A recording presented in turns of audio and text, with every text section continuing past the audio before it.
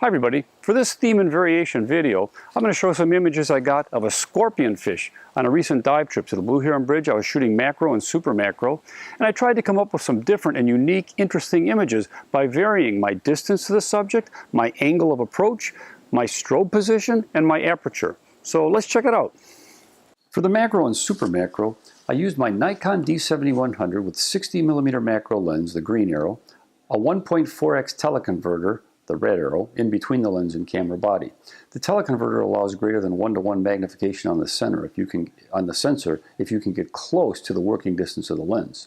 I also clamped a holder, the blue arrow, over the flat port and added a retractable +10 wet diopter lens, the white arrow, here shown flipped down over the flat port for even more magnification. Here's my camera setup and strobe position I usually initially use with a single strobe, but I often will then vary the strobe position. I use the lowest ISO, set at 100, since the strobe illuminates everything, and I use the fastest shutter speed that will sync with the strobe. In my camera, it's 1/200th of a second. I generally use a small aperture, f20 or smaller, since with super macro, the depth of field is so small.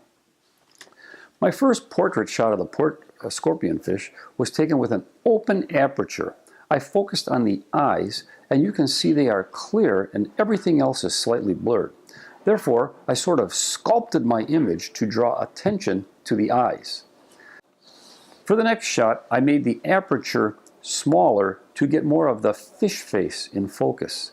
I used the strobe in the front position, decent shot, but now the eyes no longer pop out as much.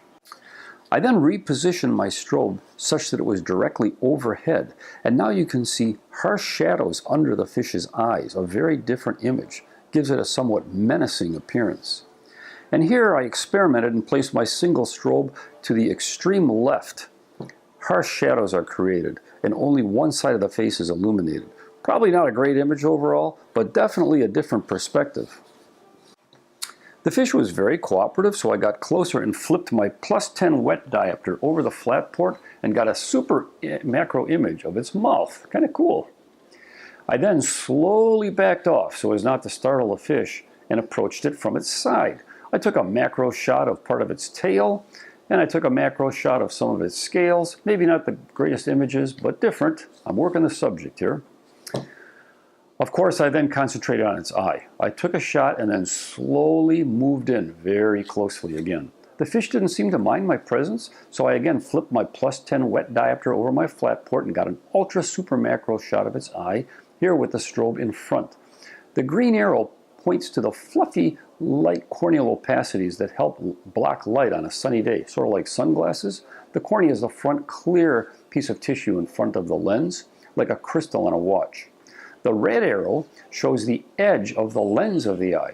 The lens is what focuses light onto the retina, which is the back of the eye, analogous to the film of a camera. Now here, this is the last shot.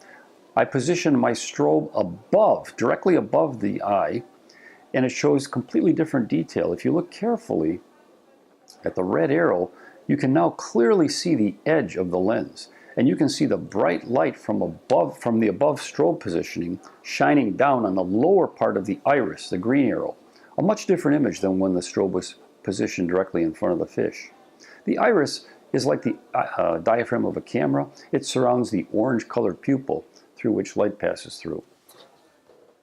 Well, I hope you found this helpful. Remember, next time you're shooting a subject, if conditions and circumstances allow, don't just take a couple shots and swim away.